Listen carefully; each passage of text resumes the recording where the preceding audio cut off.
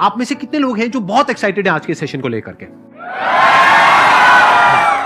तो अब मैं जैसे ही आपको नाम बताऊंगा उनका, जो हमारे आज के गेस्ट हैं, तो आपका जो एक्साइटमेंट लेवल है वो और बढ़ जाएगा। ये बताने से पहले कि गेस्ट कौन है, मैं आपको थोड़ा सा बताता हूं YouTube के बारे में। YouTube में क्या है कि पूरे वर्ल्ड की अगर बात करी जाए तो करोड़ों चैनल्स हैं जो अलग अलग जॉनर्स में हैं, अलग अलग कैटेगरीज में हैं। उसमें से दो बड़ी कैटेगरीज हैं, मोटिवेशन और एजुकेशन। पूरे वर्ल्ड में जो वर्ल्ड का नंबर 1 मोटिवेशन चैनल है वो मेरा है, और जो वर्ल्ड का नंबर 1 एजुकेशन चैनल है किसी इंडिपेंडेंट क्रिएटर का, वो उनका है, जो कि हमारे गेस्ट हैं। उनके 17 मिलियन से ज्यादा सब्सक्राइबर्स हैं। Please give an energetic and warm welcome to the one and only Khan sir.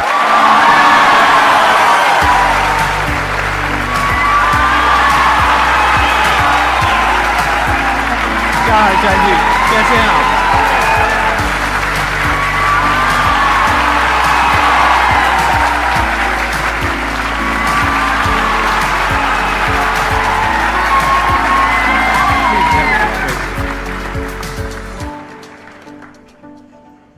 इससे पहले कि ऑडियंस आपसे कुछ पूछे या इंटरेक्ट करे, मेरे माइंड में एक क्वेश्चन है आपके लिए जी।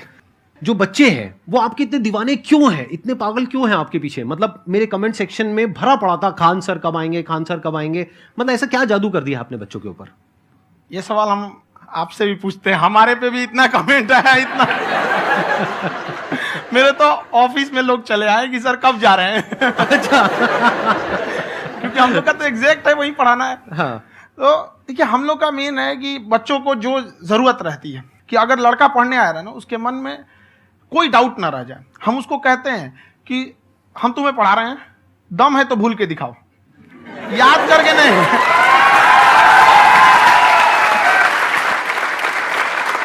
प्लस आप जिस प्राइस पॉइंट पे पढ़ा रहे हैं, आई थिंक वो सबसे कम है, वो बहुत ही कम है। सर ये जो फीस का कल्चर है, ये हमारा इंडियन कल्चर नहीं है।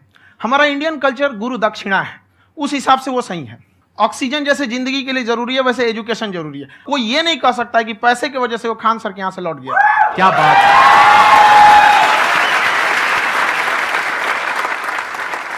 मैंने देखा कि आपका ये जो चैनल है कि ये पिछले 3 साल के अंदर अंदर ही ग्रो किया है। हमको जब चैनल शुरू हुआ तो एक दिन में हम 4-5 वीडियो बनाए। एक हमको कुछ आता, आज भी नहीं आता इतना, तो हम देख के कैमरा उमरा तो हम कंफ्यूज हो गए, बाप रे। तो हम एक ही दिन में वीडियो शूट किया, पढ़ाने वाला टॉपिक था हमको। उसके बाद कभी वीडियो नहीं, 6-7 वीडियो एक ही बार शूट कर लिए। और एक जो थे जिनका कैमरा वगैरह था, मेरे पास कैमरे भी नहीं थे उस टाइम, और कैमरा 35,000 का था। तो 6 महीना इसी में लग गया, जो 35,000 इसी में फंस जाएगा। तो उनके कैमरे से शूट किए, उन्होंने कोई चार्ज लिया। उसके बाद हम छोड़ ही दिए। लॉकडाउन लगा, तब हम कहें आप कैसे पढ़ाएंगे? वो तो 1 दिन 2 दिन करते करते अचानक लंबा हो गया। तब हमको याद आया कि ओहो, मेरा एक चैनल भी है वहाँ पे। तो उस समय उस पर लगभग 30,000 सब्सक्राइबर हो चुके थे। तो जैसे लॉकडाउन लगा तो उस पर पढ़ाना चालू किया, और पता नहीं क्या लोगों को पढ़ाई में इतना इंटरेस्ट आ गया कि आपका स्टाइल ऐसा है थोड़ा सा। आप आई थिंक पढ़ाई के साथ साथ में जो बीच बीच में आप थोड़ा बहुत छोड़ते रहते हैं ना, मतलब जो एंटरटेनमेंट चलता रहता है। ये बात हम देखिए, जब हम गुलाम थे ना, तो अंग्रेजों ने एक चाल चला था कि भारत को हम फिजिकली गुलाम रखेंगे 100-200 साल, मेंटली 1000 साल कर देंगे। उन्होंने पढ़ाई का मॉडल चेंज कर दिया। उन्होंने ऐसा डिजाइन किया कि ये टीचर की रिस्पॉन्सिबिलिटी है, वो पढ़ा के चला जाए। टीचर की रिस्पॉन्सिबिलिटी यहां खत्म नहीं हो जाती है। पढ़ाना तो कोई भी पढ़ा सकता है, टीचर की इससे बड़ी रिस्पॉन्सिबिलिटी होती है उसे समझाना। वो समझा कि नहीं समझा। अगर लड़का आपके समझाने के बाद डाउट रह गया तो ये आपकी गलती है। लड़का हमसे पूछता है सर इतनी भीड़ है आपके पास, तो कहे सर डाउट कैसे पूछेंगे? हम कह रहे यार तुम्हारा डाउट बचेगा तब ना पूछेगा तुम डाउट यहाँ पर।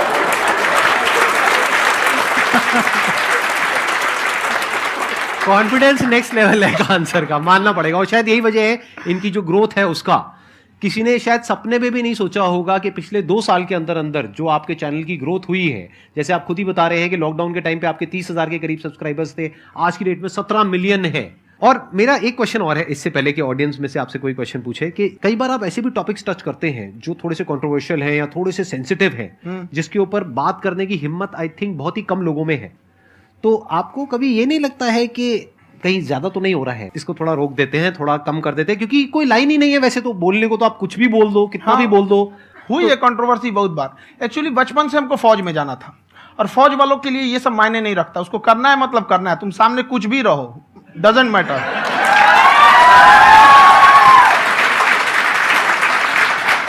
और मैंने YouTube पे देखा कुछ वीडियोस में कि आपका जो इंस्टीट्यूट है वहां पर आज से कुछ साल पहले कुछ बम गिरे थे। हाँ, कुछ गिरे थे, कुछ तो बहुत सॉलिड जगह गिरा था, फटा नहीं वो। मतलब आपके आसपास? हाँ, बम को भी पता है कि टीचर की इज्जत किया जाता है। क्या बात है, क्या बात है। मैं समझ पा रहा हूं कि ये आपके अंदर जो एटीट्यूड है ये कहां से आ रहा है, क्योंकि आप बचपन से ही फौज में जाना चाहते थे, तो आप जंग के मैदान में ही खड़े हैं एक तरीके से। बस फर्क ये है कि आपके हाथ में कलम है, हथियार ना हो करके। हथियार से एक आदमी की जान जा सकती है, हाँ। कलम से बहुत ताकत होता है। शिक्षा एक ऐसा हथियार है ना, हर कुरीतियों से लड़ सकता है, हर तरह की समस्याओं से। और ये एक ऐसा हथियार है, मेटल डिटेक्टर में भी नहीं पकड़ाता है।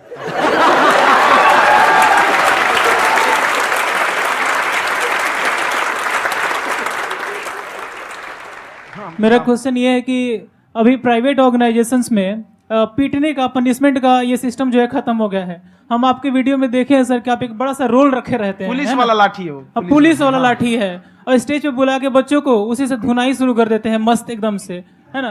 तो सर मतलब कि बच्चे मतलब कि डरते नहीं है आपसे, और इस तरीके से कैसे कनेक्टेड हैं आपसे, है ना। और एक और क्वेश्चन सर, यूपीएससी का जो आप अपना बैच स्टार्ट करने वाले हैं, ठीक है, उसके बारे में बताइए सर, क्योंकि मुझे मतलब उस चीज को करना है सर, ठीक है। और संदीप सर को देख लिए, मेरा तो वैसे ही हो जाना है।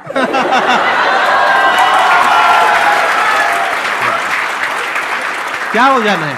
मेरा पूरा कंप्लीट करो। I'll be an IAS officer next year because I have seen you, sir. My day is like complete, sir. All the best. Thank you so much, sir. Thank you. पूरा बोला करो। Thank you. देखिए, लड़कों को जहां तक पीटने की बात है, जब पढ़ाने की बात आएगी तो उसको हम पूरे बेहतरीन ढंग से पढ़ाएंगे। लेकिन जब सजा देने की बात आएगी ना, तो वो भी बेहतरीन ढंग से होगा। ऐसा थोड़ी होगा कि बस एक ही चीज बेहतरीन ढंग से होगा। और डर का होना बहुत जरूरी है। ये डर भी अपने आप में एक मोटिवेशन है, क्योंकि जब आपके अंदर एक थोड़ा सा डर रहे ना, तो डर के भागिए मत। एक ऐसा डर जिसको आप लगे कि नहीं नहीं थोड़ा सा और करने की जरूरत है, फिर तो ये हम इसको क्रॉस कर जाएंगे आप। तो लड़कों के अंदर ये डर बनाना भी जरूरी रहता है। और रही बात यूपीएससी वाले की, जो आपने बोला, बहुत सारे लड़के वेट कर रहे हैं यूपीएससी की, क्योंकि 2-2.5 लाख फीस सारे लोग एफोर्ड नहीं कर सकते। और हमारा वही रहता है, हम तो ज्यादातर हमारे स्टूडेंट देखेंगे तो किसी के रिक्शा वाला, सब्जी वाला, यही लोग, इनको तो 2.5 लाख रुपया, इनके पास पूरी संपत्ति नहीं होती है, फीस कहाँ से भरेंगे वहां पे, उसके बाद रहेंगे कहाँ से। तो ऑल ओवर इंडिया से, कश्मीर से कन्याकुमारी तक, गरीब से गरीब भी लड़का उसको पढ़ सकता है। यही कुछ 1000 रुपये मंथली, 12-14 हजार साल का पड़ेगा, खत्म हो जाएगा इतना में।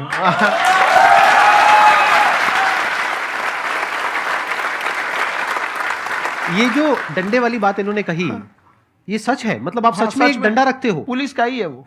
और मारते हो? हाँ, कि मतलब अगर कोई लड़की छेड़ता है या ऐसा कोई भी उल्टा पुल्टा काम पढ़ाई करता लिखाई है, कुछ भी गलती करेंगे तो पिटाएंगे वो। यहाँ पे कैमरे पे ऑन कैमरा जैसा भी रहे, कुछ भी पिटाना तो उनको फिक्स है। एक तो कोई मतलब विधायक जी थे, उनके लड़का को पीट दिए, तो चला दल बल लेके अपना वहां पे। उसने घर पे नहीं बताया था कि सर ने पीटा है, बस बोल दिया कोचिंग में पीटा है। बाद में पता चला हम पीटे हैं, तो उसके पिताजी मेरे सामने और पीटे।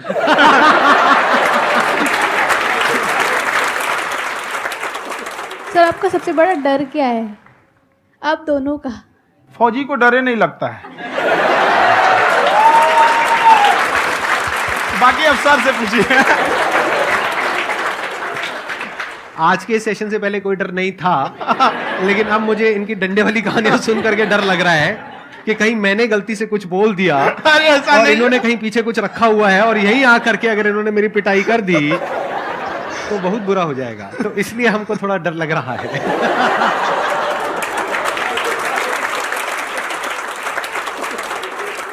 आपकी डेली कितने घंटे क्लासेस होती है? 6-7 घंटे। अभी भी खुद ही करते हो आप? हाँ, जो भी हमारे classes स्टाफ करते परेशान रहते हैं। हम 1:30-2 बजे सोते हैं, सुबह 6 बजे उठ जाते हैं, परेशान रहते हैं। हो? अरे इतना क्यों करते हो, है ना? क्योंकि उनको भी साथ साथ लगना पड़ता है ना। उनको साथ साथ लगना पड़ता है। हम जग गए हैं तो कोई सोया थोड़ी रहेगा, परेशान रहते। दिन में सोते ही नहीं है बेचारा, कहीं कहीं जाके सोते रहता है। हम सीट बांध दिए कि भाई तुम इस समय सो जाना, तुम इधर सो जाना। आपकी शादी हो गई है? नहीं हुई है अभी? मेरी खुशहाली देख के आप आइडिया लगा सकते हैं।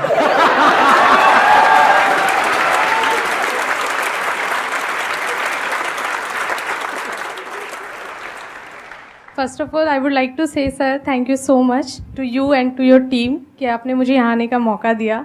एंड सर अब तक मैंने आपको सिर्फ फ़ोन या लैपटॉप में ही देखा है दोनों को, आज फर्स्ट टाइम लाइव देख रही हूँ तो बहुत अच्छा लग रहा है।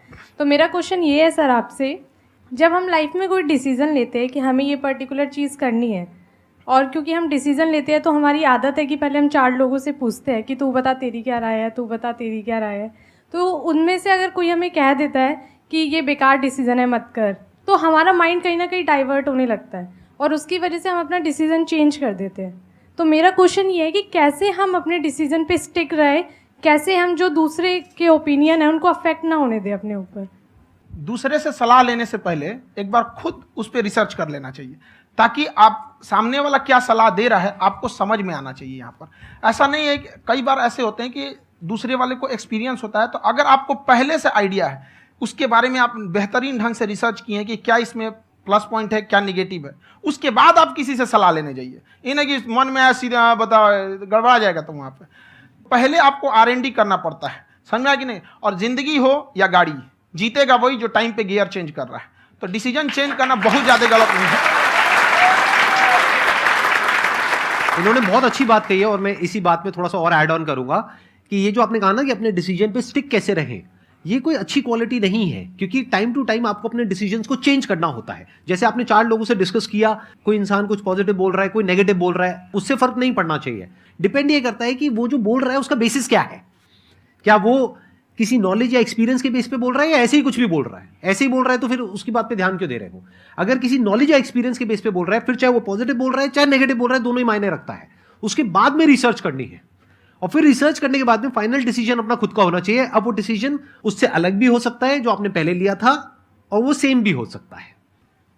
सर मेरा क्वेश्चन दोनों से है आपसे, how to deal procrastination and laziness. हमारा ब्रेन है ना, ये बहुत आलसी टाइप का, इसको आराम खोजना पसंद है। अब थोड़ा सा भी अब इसको आराम की ओर लेके चले गए ना तो फिर उधर ही रहेगा। आप सोचेंगे 10 मिनट आराम कर लेते हैं ना, तो 10 मिनट 2 घंटा बना देगा। उसको टॉर्चर कीजिए, चल 10 मिनट बाद में। उसको आप उस पर हावी मत, वो कह रहा है कि हमको आराम चाहिए, आपको हाँ आराम मिलेगा, पहले काम फिर मिलेगा आराम।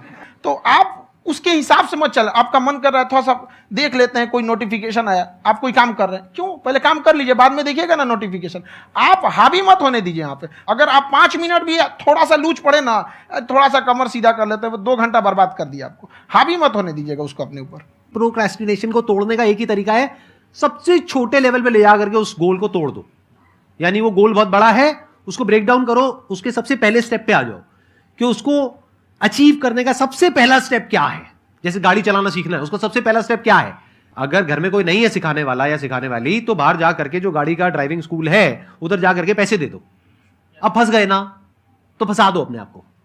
दिमाग ये लगाओ कि अपने आप को कैसे फंसाया जाए। जब हम फंस जाते हैं ना तो फिर हमको वो काम करना ही पड़ता है। Then there is no looking back. जब तक आप सोच रहे हो तब तक सोच रहे हो, उसको बोलते हैं पैरालिसिस ऑफ एनालिसिस, कि आप सोचते चले जा रहे हो अपने माइंड में, मैं ये करूंगा वो करूंगा वो करूंगा वो करूंगा, और प्रोक्रेस्टिनेट हो रहा है, वो चीज टलती चली जा रही है। तो उसको छोटे से छोटे लेवल पे ब्रेक डाउन करके उसको कर दो, दैट इज नंबर 1। और जैसे ही करना शुरू करते हो, कोशिश करो कि उसको जब तक कि आप सही से नहीं कर लेते हो उसको छोड़ना नहीं है, तो आपकी लेजीनेस भी खत्म हो जाएगी। कई लोगों को तो हमने देखा जो सप्ताह में कुछ भी नहीं करता, वो भी संडे को आराम कर रहा है।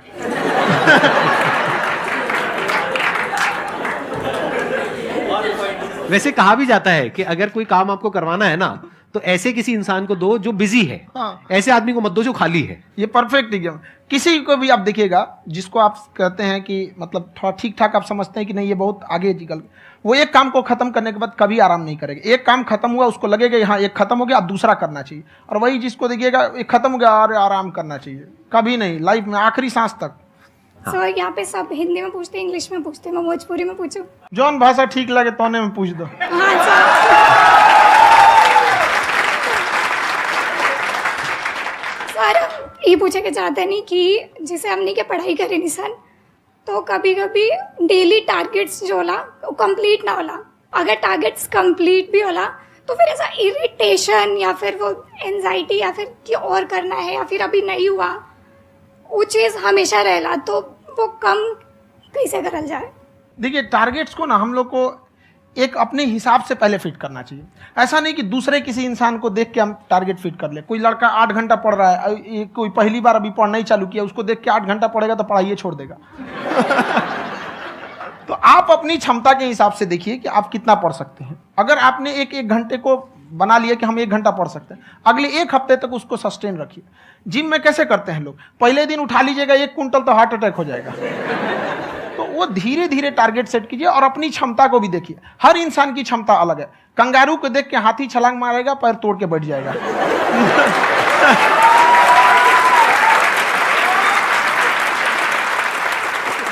अब संदीप सर का मोटिवेशन देख के इसका मतलब क्या कि ट्रेन के आगे खड़ा हो जाएंगे, ढकेल देंगे तुमको। हालांकि ऐसा कर देते हैं, लेकिन ऐसा करिएगा लोग नहीं, क्षमता पता होना चाहिए। आपके अंदर एंजाइटी हो रही है कि मैंने कर तो लिया है, आप ये नहीं कह रहे कि मैंने कुछ भी नहीं किया है फिर मेरे को एंजाइटी हो रही है, आप ये कह रहे हो मैंने काफी कुछ कर लिया है फिर भी एंजाइटी हो रही है कि कहीं कुछ छूट तो नहीं गया है। तो बेसिकली आपको ये देखना है कि अगर आपके अंदर ये एंजाइटी हो रही है, that means you are a very good student, आप एक अच्छे स्टूडेंट हो। क्यों? क्योंकि बहुत सारे स्टूडेंट्स तो ऐसे हैं उनको पढ़ने के नाम से एंजाइटी होती है। तो आपको एंजाइटी हो रही है कि मैंने पढ़ लिया, दिन में मानो 8 घंटे का आपने टारगेट सेट किया और 6 घंटे पढ़ लिया, या मान लो 8 घंटे भी पढ़ लिया, फिर भी एंजाइटी हो रही है कि मैंने 10 घंटे नहीं पढ़ा। तो ये तो अच्छी क्वालिटी है ना, ये तो एक ब्रिलियंट स्टूडेंट की क्वालिटी है, क्योंकि एंजाइटी उसी को होती है जो केयर करता है, जिसको परवाह है, उसी की तो एंजाइटी होती है। जैसे माँ को अपने बच्चे की, जैसे एक माँ को अपने बच्चे को लेकर के एंजाइटी होती है। हंस लो मजाक उड़ा लो मेरा। कोई बात नहीं, एडिट कर देंगे इसको हम। हाँ।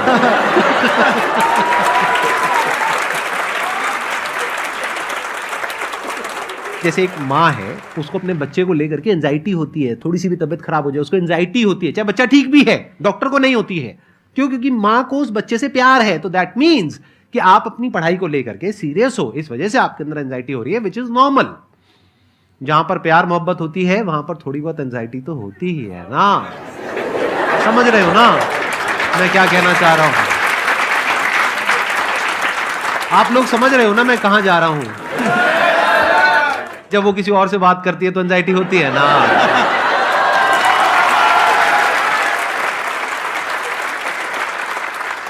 सर, आपकी स्टोरी हमने सुनी थी, तो एक टाइम आया था जब आप गंगा किनारे जाके बैठ गए थे, उस समय आपको कुछ समझ नहीं आ रहा था। तो उस समय मतलब आपने ये डिसीजन कैसे लिया कि अब आगे नहीं, यहाँ से वापस जाना है? रास्ता ही नहीं था। घर जाने के लिए एटलीस्ट 90 रुपए चाहिए थे, जेब में 40 रुपए थे, कैसे घर जाते हैं? और हम गंगा के किनारे चुपचाप बैठे बैठे हम कहें कि अब बहुत टेंशन हो गया, अब घर जाना चाहिए। रूम पे तो किराए के रूम पे ही आदमी सारे लोग रहते।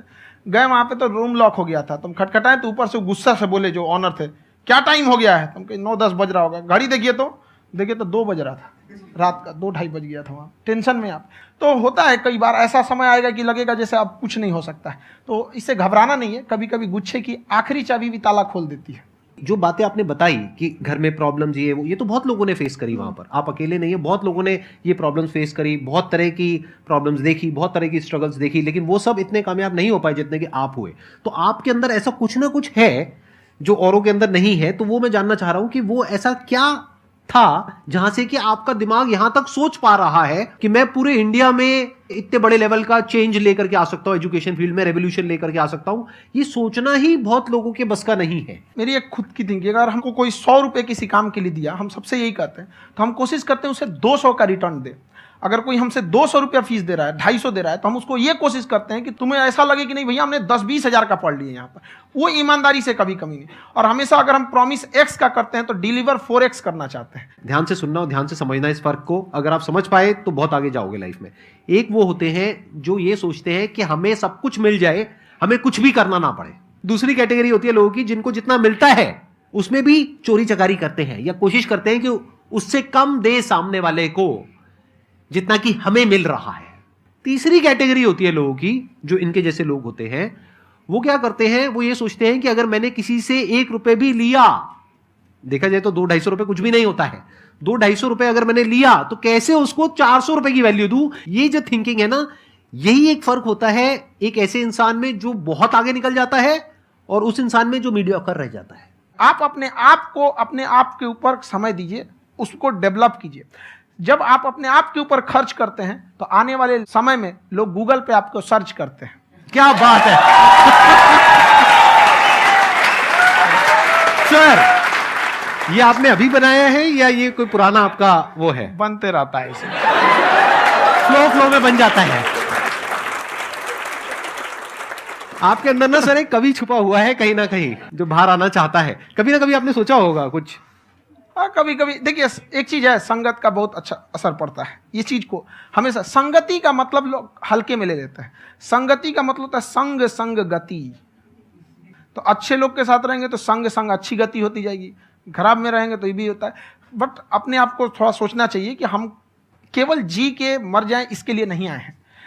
लोग कहते हैं कि सर नाम क्यों नहीं बताते अपना। हमारी एक ही सोच है कि जाने के बाद इस दुनिया से हमको मतलब एक चीज देना चाहते हैं स्टूडेंट्स को, कि वो याद करें कि इस पैसे की भाग दौड़ की दुनिया में हर कोई दोनों हाथ से लूटने में लगा है, खाली हाथ जाने के लिए ये सबको लगा है। तो हर कोई को ये सोचना चाहिए कि था कोई इंसान जो इतने कम फीस में इतनी शिक्षा जो महंगी थी, जो कमाने का रास्ता था, उसको भी एकदम कंपटीशन इतना कर दिया कि अब लोगों को अपनी फीस बढ़ाने में डर लगता है कि अरे यार, लड़का कमेंट करता है कि खान सर इतना ले रहे हैं, आप बहुत बड़ा टीचर हो गए।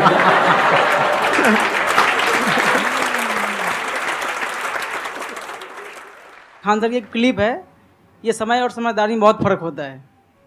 अगर समय रहते समझदारी आ गई तो इंसान कामयाब हो गया, लेकिन अगर समय चला गया फिर समझदारी आई फिर तो बेकार है। तो सर मतलब कुछ आपको ऐसी चीज़ लाना चाहिए जो मतलब बच्चों जो तैयार हो रहे हैं उनको ये चीज़ें मतलब एंड टाइम पे दिखे। समझ रहे आप मेरी बात? नहीं समझ?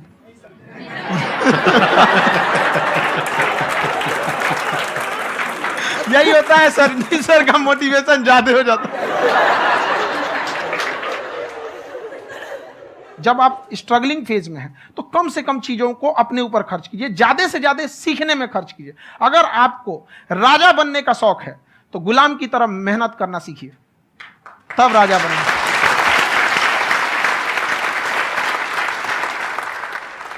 ये दुख, ये दर्द, ये सब तेरे अंदर है। तू अपने बनाए इस पिंजड़े से बाहर निकल के देख, तू अपने आप में एक सिकंदर है।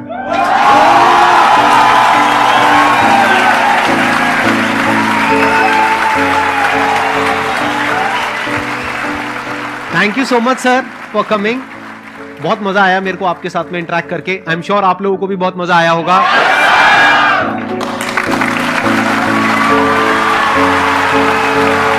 Thank you so much.